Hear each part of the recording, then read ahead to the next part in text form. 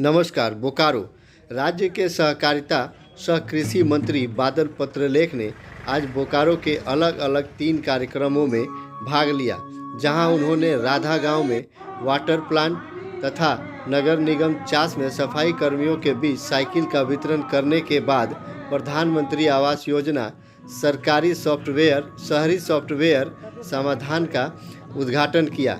उद्घाटन के पश्चात लाभुकों को जॉब कार्ड का वितरण किया, जबकि तीसरे कार्यक्रम आशा लता स्कूल में आयोजित की गई, जहां उन्होंने किसान सम्मेलन का उद्घाटन किया।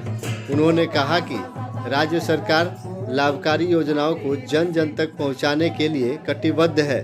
उन्होंने कहा कि 1 करोड़ रुपए की लागत से वाटर प्लांट लगाए गए हैं, जिसमें 25 लोगों को रोजगार मिलेगा, जबकि डिस्ट्रीब्यूशन से लेकर लोगों तक सस्ते दाम में उपलब्ध कराने में भी लोगों को रोजगार मिलेंगे।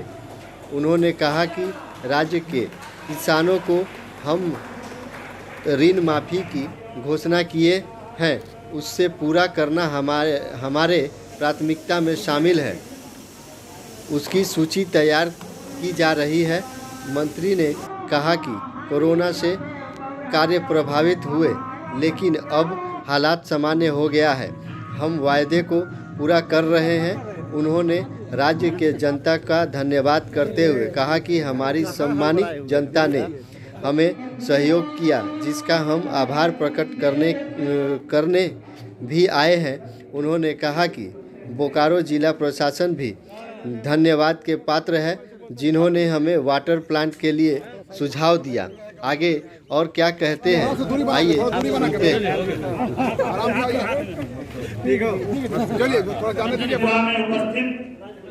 हमारे बीच झारखंड सरकार अध्यक्ष, तमाम पार्टी के जिला अध्यक्ष और तमाम जिला कृषि पदाधिकारी, जिला मंत्री की तरह हम गुलों से उड़ते हैं, कभी महक की तरह हम गुलों से उड़ते हैं, कभी धुएं की तरह पर्वतों से उड़ते हैं।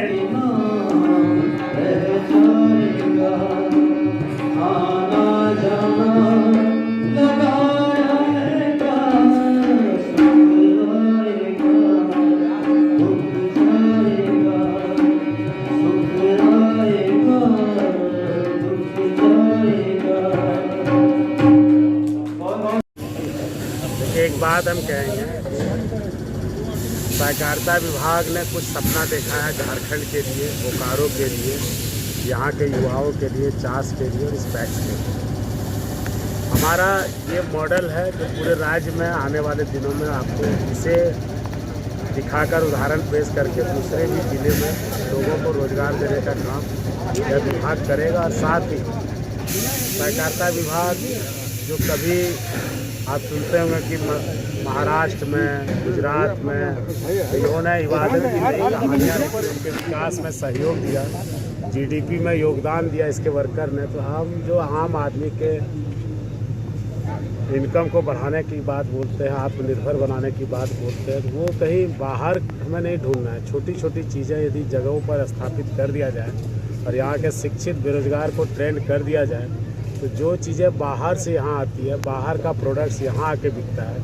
आप जब उन प्रदेशों में जाएंगे तो इसी तरह छोटे छोटे गांव हैं जहाँ वो सब प्रोडक्ट्स को बनाया जाता है और मार्केटिंग करके यहाँ पर भेजा जाता है। अब वहाँ उन फैक्ट्रियों में हमारे ही लेबर, हमारे ही लोग जाके खटते हैं। तो हम लोगों का ये सोच है कि यदि इंफ्रास्ट्रक्चर, यदि प्लेटफॉर्म यहाँ दिया जाए, और डिस्ट्रिक्ट एडमिनिस्ट्रेशन का सबसे बड़ा योगदान है कि योजना कब की पास थी, लेकिन हमारी जब इनसे बात हुई, मैं कहा कुछ करना चाहता हूँ और इस बजट से पहले इसका उद्घाटन होना इस बात का द्योतक है कि आने वाले दिनों में जब इसका सफलतापूर्वक संचालन होगा, मैं यहाँ के बोकारो वासियों से भी अपील करूँगा, क्योंकि ये सरकारी है, सरकार ने चाहा है।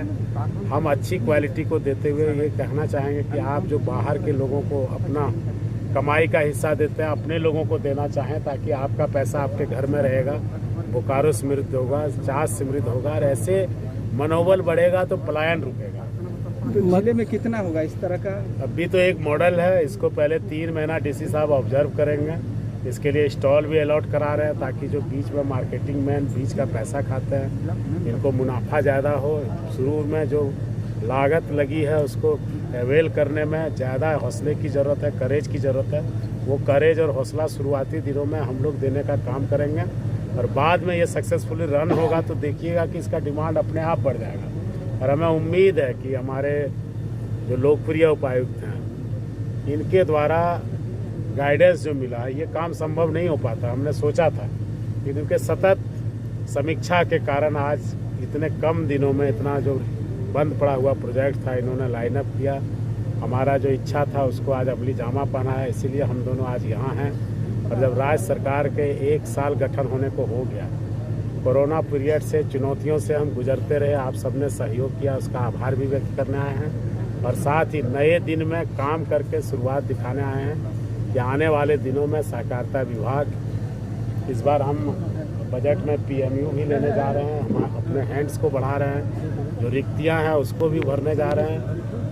सहकारिता विभाग झारखंड के विकास में एक अहम किरदार अदा करेगा और उसके लिए हमने तैयारियां शुरू कर दी है। और ये पहला नज़ारा जो बोकारो जिला प्रशासन के द्वारा इस विभाग को सहयोग किया जा रहा है, विभाग भी इसको याद रखेगा और इसकी कहानियां आपको आने वाले बजट की बुकलेट में भी दिखेगी। कितने की लागत और कितने लोगों को इससे रोजगार प्राप्त हो सकता है? 1 करोड़ की लागत है और 25 लोगों को रोजगार मिलेगा।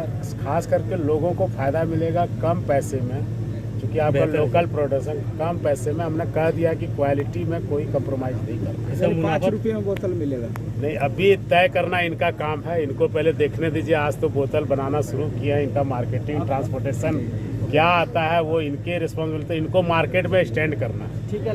अच्छा, धान क्रय के वाला मामला जो है ये उस पर क्या ये हो रहा है? धान क्रय केंद्र अभी 8 खोले गए थे, फिर 5 पैक्स का हमने DC साहब को बोला है कि जहां आपके द्वारा, जनप्रतिनिधि के द्वारा, समाज सेवी के द्वारा या फिर किसान यूनियन के द्वारा मांग किया जाएगा, हम किसानों को पैक्स देंगे। और ये शुरुआत है, इस बार पिछले साल जितना लक्ष्य था उससे 3 गुना लक्ष्य है धान खरीदने का। इसके आगे और भी अभी हमने और DC साहब ने वार्ता किया कि एक मॉडल पैक्स चुनेंगे जिसमें 5 एकड़ ज़मीन उस पर वेल कराएंगे, फेंसिंग कराएंगे, मनरेगा के तहत प्लेटफॉर्म बनवाएंगे, शेड बनवाएंगे और वहाँ छत्तीसगढ़ मॉडल के अनुरूप अगले साल हर ज़िले में ये रहेगा कि 1 लाख मीट्रिक टन धान खरीदना है, ताकि लोगों को जो धान से अभिरुचि घट रहा है, लगता है कि उनको मुनाफा कम हो रहा है, हमने जो समर्थन मूल्य तय किए हैं वो देने का काम और उत्पाद को बढ़ावा देने का काम कि धान की खेती वो करें। उसके लिए बायबैक पॉलिसी है, उस पर भी हम चर्चा कर रहे हैं। माननीय मुख्यमंत्री जी से जब कल हम ऋण माफ़ी की बात कर रहे थे, लोग अंदेशा लगा रहे थे,